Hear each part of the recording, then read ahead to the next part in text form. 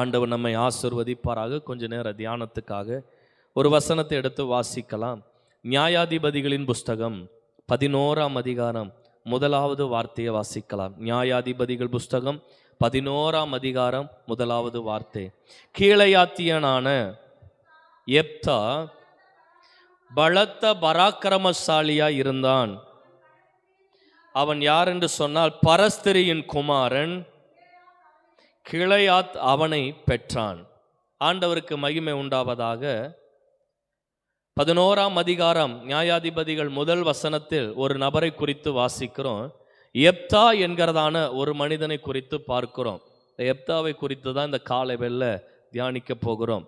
யெப்தா என்று சொன்னால் யெகோவா திறக்கிறவர் அல்லது என் தேவன் திறப்பார், யெகோவா திறக்கிறவர் என்று சொல்லி அர்த்தம். இந்த யெப்தா யார் என்று சொன்னால் நியாயாதிபதிகள் வரிசையில் 9வது நியாயாதிபதியா இந்த யெப்தா காணப்படுகிறார். இஸ்ரவேல் ராஜாக்கள் உருவாருக்கு முன்பதாக மோசே யோசுவாவின் தலைமைக்கு பிற்பாடு நியாயாதிபதிகள் இஸ்ரவேலை ஆளுகை செய்து வந்தார்கள். நியாயாதிபதிகள் இஸ்ரவேலை நியாயம் விசாரித்து ஒவ்வொரு கோத்திரத்தையும் நியாயம் விசாரித்து தேவன் அண்டை நடத்தி கொண்டு வந்தார்கள். சத்துருவின் கரங்களில் தான் பிடித்து கொண்டு வந்ததை நியாயாதிபதிகள் புஸ்தகம் வாசிக்கும் பொழுது நமக்கு தெரியும். பாருங்க, இந்த 9வது நியாயாதிபதியா இருந்தது யாருன்னா அந்த யெப்தா என்கிற ஒரு மனிதன். கிட்டத்தட்ட 6 வருஷம் அவன் நியாயம் விசாரித்தான் முழு இஸ்ரவேல் ஜனங்களை.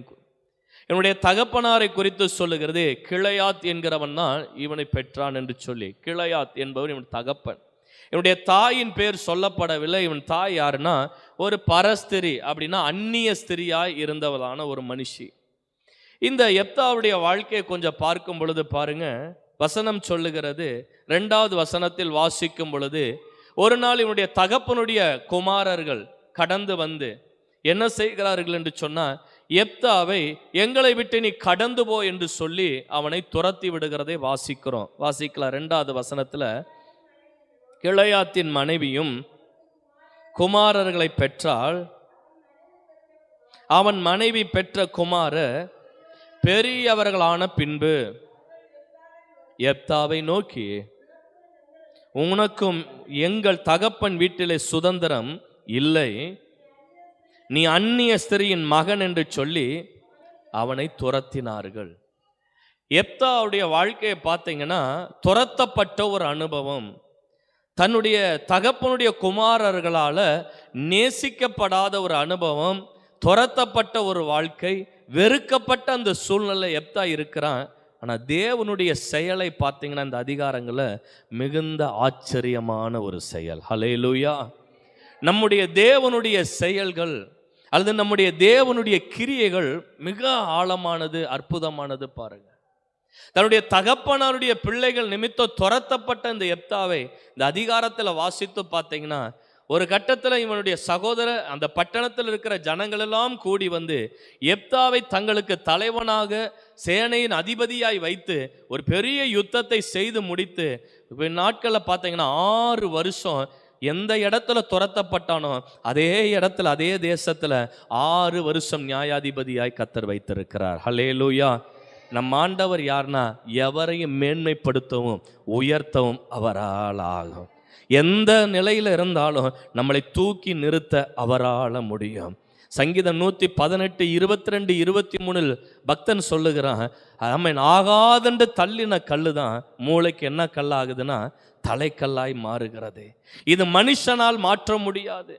துரத்தப்பட்ட ஒரு நபரை, வெறுக்கப்பட்ட ஒரு மனிதனை, குடும்பத்தால் பகைக்கப்பட்ட, நேசிக்கப்படாத, வேண்டாம் என்று சொல்லி கழித்து போட்ட ஒரு நபரை வேண்டும் என்று சொல்லுகிற அளவுக்கு கொண்டு வர ஒரு மனுஷனால் முடியாது. நான் நம்புறேன், நம்ம ஆராதிக்கிற தேவனால் மட்டும்தான் அது முடியும். ஹல்லேலூயா. நீங்களும் நானும் சேவிக்கிற தேவனாகிய கர்த்தரால் மட்டும்தாங்க அது முடியும். தன் குடும்பத்திலேயே, தன்னுடைய கோத்திரத்திலே, தன்னுடைய தேசத்திலே இவன் ஆகாதுன்னு கழித்து போடப்பட்டவன் தான் யெப்தா. பின்னாட்களில் பார்த்தீங்கன்னா அவன் கடந்து போய் தோப் என்கிறதான இடத்துல அவன் குடிகொண்டு வீணரான மனுஷோடு சேர்ந்து யுத்தங்களுக்கு போக்குவரத்துமா இருந்து வாழ்ந்து கொண்டிருக்கிறான். இவனை தேடி ஒரு கூட்டம் மனிதர்கள் வந்து எந்த இடத்துல அவமானப்படுத்தப்பட்டானோ அதே ஜனங்கள் கடந்து வந்து சொல்றாங்க, நீங்க என் சேனைக்கு எப்படி இரு, சேனாதிபதியாயிரு என் படைகளுக்கு. இப்ப தேவன் பார்த்தீங்கன்னா அவருடைய கிரியைகள் மிகுந்த ஆழமானது, ஆச்சரியமானது, மறந்துடாதீங்க. ஏசாயா 54 வாசிக்கும் 15வது வசனம் சொல்லுகிறது, வாசிக்கலாமா? ஏசாயா தீர்க்கதரிசனம் 54ஆம் அதிகாரம் 15வது வார்த்தை. கூட்டம் கூடினால் அல்ல, எவர்கள் உனக்கு விரோதமாய் கூடுகிறார்களோ உன் பட்சத்தில் வருவார்கள். எந்த சகோதரர்கள் துரத்தினார்களோ, எந்த பட்டணத்தின் மூப்பர்கள் அதை ஆமோதித்தார்களோ, எந்த தேசம் அந்த எப்தாவை வேண்டாம் என்று சொல்லி புறம்பே தள்ளிவிட்டதோ, அதே ஜனங்கள் இவன் பட்சத்தில் வரும்படி மாற்றின ஆண்டவர் நம்முடைய தேவன். ஹல்லேலூயா. ஆண்டவருடைய கிரியைகள் ஆழமானது. இன்னைக்கும் வந்திருக்கிற நமக்கு சொல்றாரு, அவர் கிரியைகள் நம் வாழ்க்கையில் ஆழமானது, ஆச்சரியமானது. அவர் சாதாரணமான காரியங்களை செய்கிறவர் அல்ல. அவர் அசாதாரணமான காரியங்கள் நம்முடைய வாழ்க்கையில நடத்தி அதிசயமாய் ஆச்சரியமாய் நிலைநிறுத்துகிற தேவன் நம்முடைய தேவன். ஹல்லேலூயா. அப்ப இந்த எப்தாவை குறித்து இந்த அதிகாரத்தில் ஆண்டவர் 2 காரியங்களை நம் முன்னாடி கர்த்தர் வைக்கிறார் பாரு. இந்த எப்தாவுடைய வாழ்க்கையில் இருக்கக்கூடிய ஒரு 2 விதமான காரியங்களை வாசிக்கும் போது, முதலாவது வாசிக்கலாம் நியாயாதிபதிகள் புஸ்தகம் 11 வாசிங்களேன். நியாயாதிபதிகள். எப்தா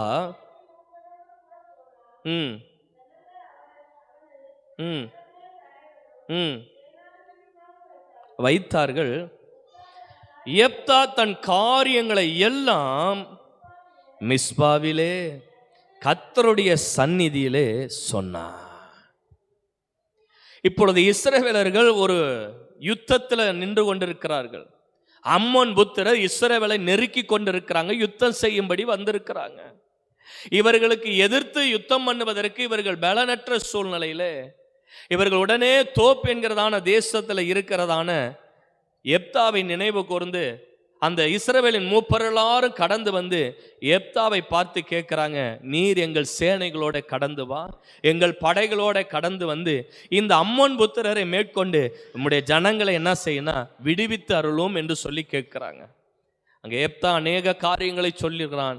பிற்பாடு இங்கே வாசிக்கும் போது ஒரு அழகான ஒரு வார்த்தை சொல்லுகிறது, எப்தா தன் காரியங்களை எல்லாம் மிஸ்பாவிலே மனுஷனிடத்தில் அல்ல, சொந்தங்களிடத்தில் அல்ல, தன்னுடைய காரியங்களை எல்லாம், தான் போகிற அந்த பிரயாணங்கள், தான் செய்ய போகிற காரியங்கள், தன் வாழ்க்கையில் தேவன் கடத்த வேண்டுன்ற காரியங்களை மனுஷனிடத்தில் போய் நிற்கலை, மனுஷனுடைய கூடாரத்தில் போய் நிற்கலை, எந்த அதிபதியிடத்திலும் போய் நிற்கலை.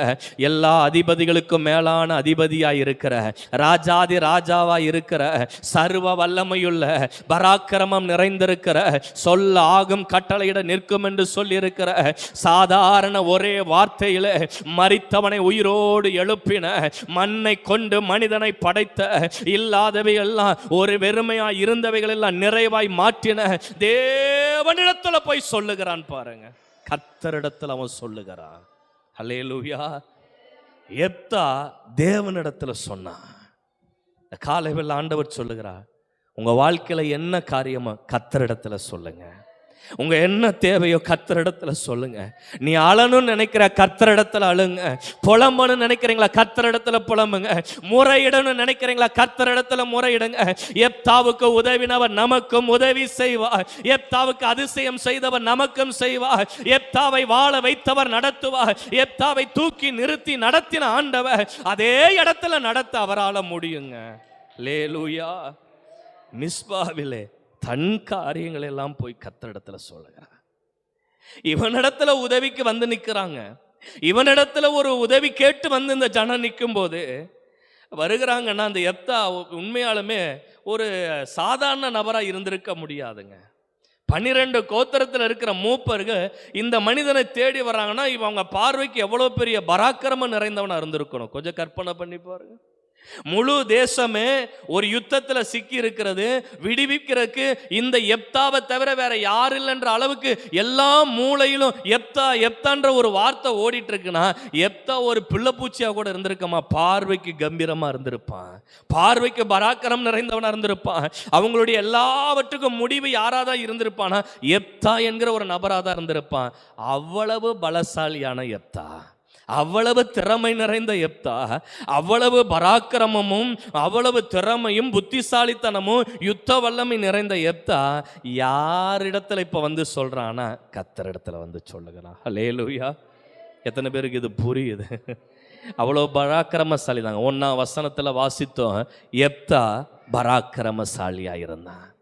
அவன் பலசாலி, அவன் யுத்த வீரன், அவன் வீணரான மனிதனோடு சேர்ந்து பல யுத்தங்களை கண்டவன், திறமை நிறைந்தவன்.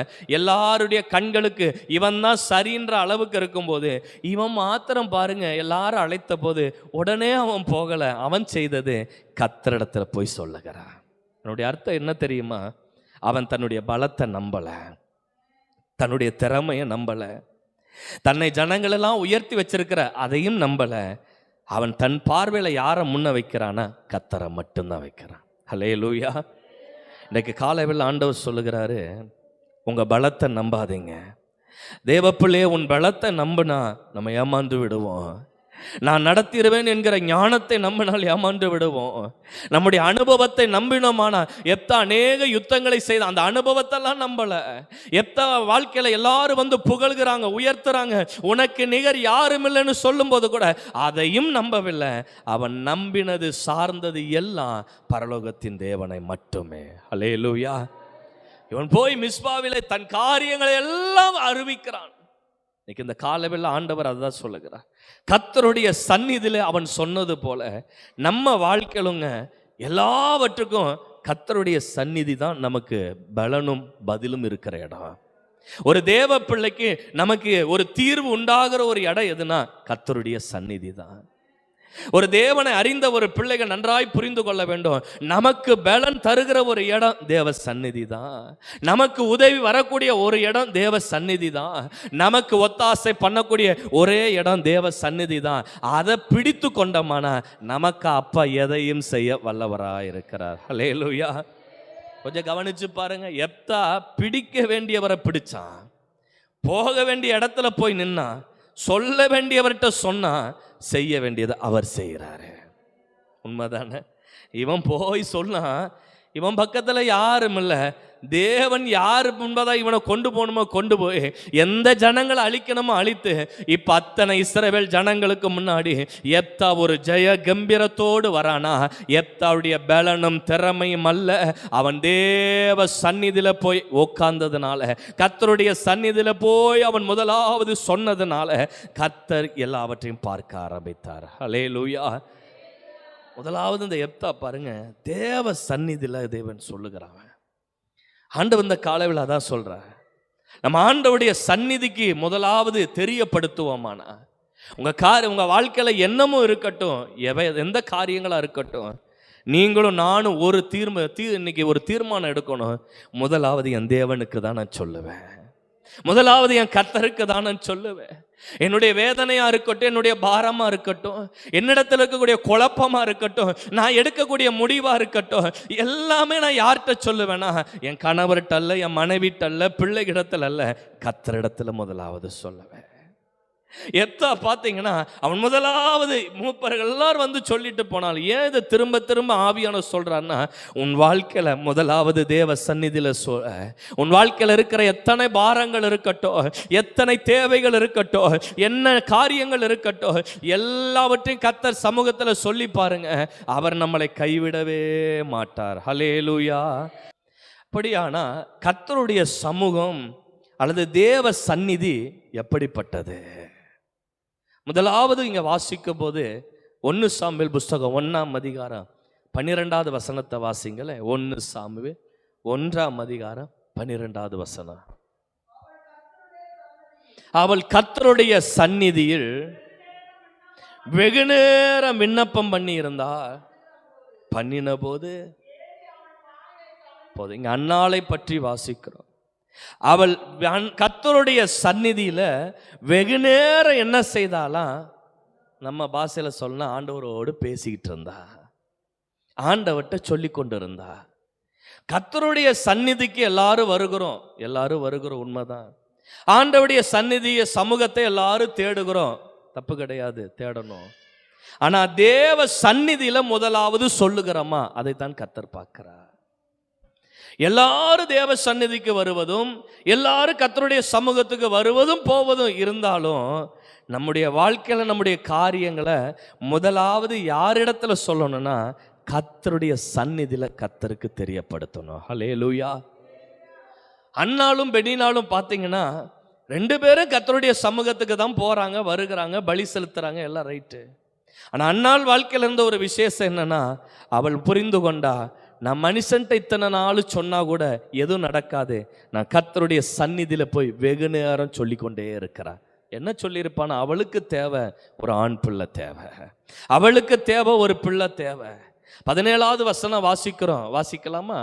1ஆம் அதிகாரம் 17. ஏலி, நீ சமாதானத்தோட போ, நீ இஸ்ரவேலின் தேவனிடத்துல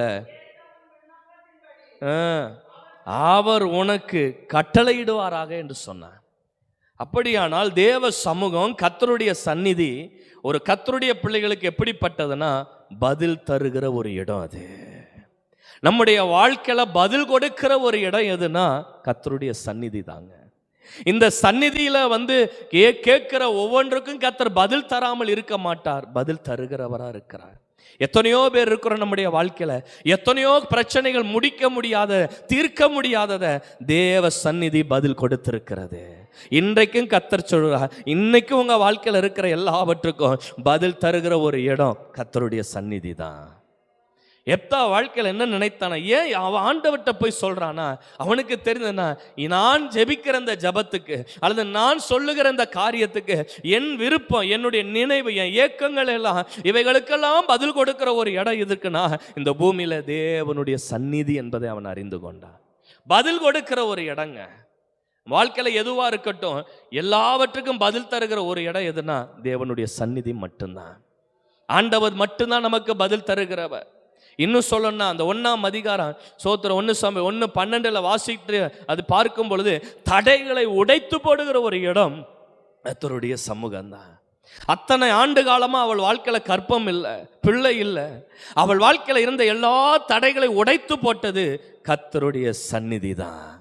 நம்ம தேவனுடைய சந்நிதிய சமூகத்தை வெறுதா நினைத்திடக்கூடாது, விருதாவாய் நினைத்திடக்கூடாது. 4 கட்டடங்கள் கட்டி இருக்கிற 4 பக்கம் சுவர் அடைச்ச இதில் என்ன என்பதல்ல, ஜீவனுள்ள தேவனுடைய சமூகம் இங்கே இருக்கிறது, ஜீவனுள்ள தேவனுடைய இருதயம் இருக்கிறது, ஜீவனுள்ள கர்த்தருடைய கண்கள் இங்கே இருக்கிறது. ஆண்டவர் எப்பொழுதும் இந்த இடத்துல உலாவி கொண்டு தங்கி கொண்டு இருக்கிறார். ஹல்லேலூயா. தடைகளை எல்லாம் உடைத்து போட்டிருக்கிற ஒரு இடங்க. அநேக ஆண்டு காலமாய் அவள் வாழ்க்கையில பார்க்க முடியாத ஆசீர்வாதத்துக்கு இருந்த தடைகள் எல்லாம் எப்போது உடைந்ததுன்னா அவள் கர்த்தருடைய சந்நிதியில போய் சொன்ன போது கர்த்தர் உடைத்து போடுகிறார். இன்னைக்கு உங்க வாழ்க்கையில இருக்கிற தடைகள் இருக்கலாம், பிள்ளைகளுக்கு முன்பதாக இருக்கிற தடைகள் இருக்கலாம், ஏன் உங்க வாழ்க்கையில் ஆவிக்குரிய வாழ்க்கையில எழும்ப முடியாத தடைகள் இருக்கலாம், அல்லது ஆசீர்வாதத்துக்கு விரோதமான தடைகள் இருக்கலாம், பிள்ளைகளுக்கு எதிரான தடைகள் இருக்கலாம். தேவ சந்நிதியில சொல்லி பாருங்க, எல்லா தடைகளையும் கர்த்தர் உடைக்க வல்லமையுள்ளவராக இருக்கிறார். ஹல்லேலூயா. ஆண்டவர் அன்னாள் வாழ்க்கையில் இந்த தடையை உடைக்கிறாருங்க. உங்களால என்னால என்னங்க செய்ய முடியும்? நம்ம பலத்தினால என்ன செய்ய முடியும்? நம்ம 2 கரங்கள் பலனாக தான் இருக்குது, 100 கிலோவை கூட நம்ம தூக்கிறோம். ஆனால் நம்ம 2 கரத்தை வச்சு நம்மளை தூக்க முடியுமா? கொஞ்சம் யோசிச்சு பாருங்க. என்ன கேட்டுருங்க, முடியுதா? இந்த கரங்கள்ல எவ்வளவோ தூக்குறோம், நம்மளையே நம்ம இந்த 2 கையை வச்சு தூக்க முடியலையே. சாதாரண மனிதர்கள் தான். ஆனால் தேவ சந்நிதியில் நான் சொல்லும் போது எனக்கு முன்னே இருக்கிற எப்பேற்பட்ட தடைகள், சத்துரு கொண்டு வருகிற தடைகளாக இருந்தாலும், மனிதர் மூலம் வரக்கூடிய தடைகளாக இருந்தாலும், எத்தனை பலவான்கள் கொண்டு வருகிற தடைகளாக இருந்தாலும் அத்தனையும் உடைப்பது கர்த்தருடைய சமூகம் தான். ஹல்லேலூயா. வாசிக்கும் பொழுது பாருங்க, 1 ராஜாக்கள் புஸ்தகம் 8ஆம் அதிகாரத்தில் சாலமோன் தேவனுடைய சமூகத்தை பற்றி, தேவனுடைய சந்நிதியை பற்றி தன்னுடைய அந்த அதிகாரம் முழுக்க சொல்லுகிறான் பாருங்க. வீடுகளில் போய் நீங்க வாசிச்சு பார்க்கணும். இப்போ ஒரு சில வசனங்களை வாசிங்களே. 8ஆம் அதிகாரம் 40வது வசனத்தை வாசிங்களே. ம் ம் ம் ம் ம் ம் ம் ம்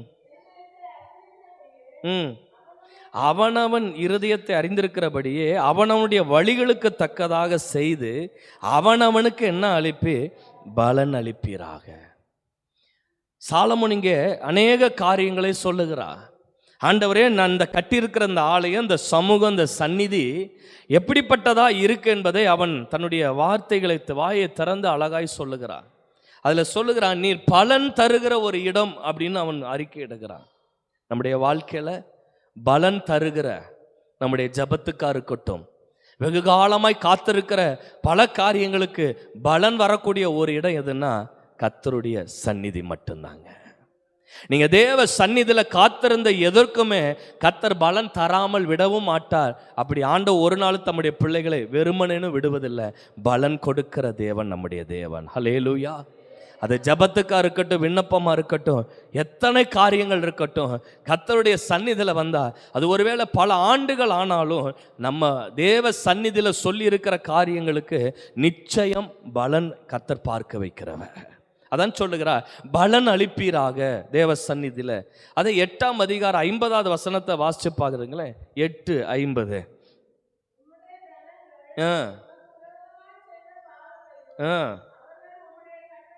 கட்டளையை மீறி மன்னித்து போகிறவர்கள் இறங்கத்தக்கதான, அதாவது இரக்கத்தை தருகிறது உம்முடைய சமூகம். ஒருவேளை தவறு செய்து அடிமைப்பட்டு அவர்கள் சிறைப்பட்டு போகும்போது இந்த ஆலய சந்நிதிக்கு நேராய் அவர்கள் கதறும் பொழுது, கூப்பிடும் பொழுது, ஆண்டவரே நீர் என்ன செய்யணும், இரக்கத்தை அவர்களுக்கு விளங்க பண்ணும் என்று ஜெபிக்கிறார். நம்முடைய வாழ்க்கையில் நம்முடைய குடும்பத்துக்கோ நமக்கோ இரக்கம் எங்கே இருக்குன்னா கர்த்தருடைய சந்நிதியில தான் இருக்கிறது. நம்ம பிள்ளைகளுக்கான ஒரு இரக்கம், நம்முடைய குடும்பத்துக்கான ஒரு இரக்கம், நாம் நடப்பதற்கான ஒரு இரக்கம், ஜனங்கள் முன்னாடி வாழ்வதற்கான ஒரு இரக்கம் கர்த்தர் எங்க வச்சிருக்கிறார்னா அவருடைய சன்னிதானத்துல தாங்க கர்த்தர் வச்சிருக்கிறார். ஹல்லேலூயா. தேவனுடைய சந்நிதியை நாம் நாடும் பொழுது, கர்த்தருடைய சமூகத்தை நம்ம தேடும் பொழுது, கர்த்தருடைய சந்நிதியில வந்து உட்காரும் பொழுதெல்லாம் நமக்கு பெரிய இரக்கத்தை அவர் கட்டளையிட்டு கொண்டே இருக்கிறார். எனவேதான் தாவீது சொல்லுகிறான், 1000 நாளை பார்க்கலாம் உம்முடைய கூடாரத்தில் வந்து தங்குற ஒரு நாள் எனக்கு எப்படி ஆண்டவரேனா நல்லது ஆண்டவரே, நல்லதப்பா. 3 வருஷம் ஒரு இடத்துல நான் இருக்கிறத விட உங்க சமூகத்தில் ஒரு நாள் வந்து இருந்துட்டு போறது ரொம்ப நல்லதுன்றான். தேவ சந்நிதி, தேவ சமூகம் சாதாரணமான இடம் அல்ல. நம்முடைய வாழ்க்கையில மகிமையானவைகளை செய்யக்கூடிய ஒரு இடம் தான் கர்த்தருடைய சமூகம். என் அன்பு தேவ ஜனங்களே, தேவ பிள்ளைய, நம்ம வாழ்க்கையில் என்ன வரணும்னா, என்னுடைய வாழ்க்கையில் என்ன காரியமாக இருக்கட்டும், முதலாவது தேவ சந்நிதியில் போய் சொல்லுவேன் ஆண்டவர்கிட்ட. முதலாவது தேவனுடைய பாதத்தில் போய் சொல்லுவேன்னு இருந்து பாருங்க. கர்த்தர் எந்த மனுஷனுக்கு முன்னாடியும் நம்மளை தலை குனிந்து கீழே போக விட மாட்டார். வாளாக்காமல் நம்மை தலையாக்கி கர்த்தர் நடத்துவார். ஹல்லேலூயா.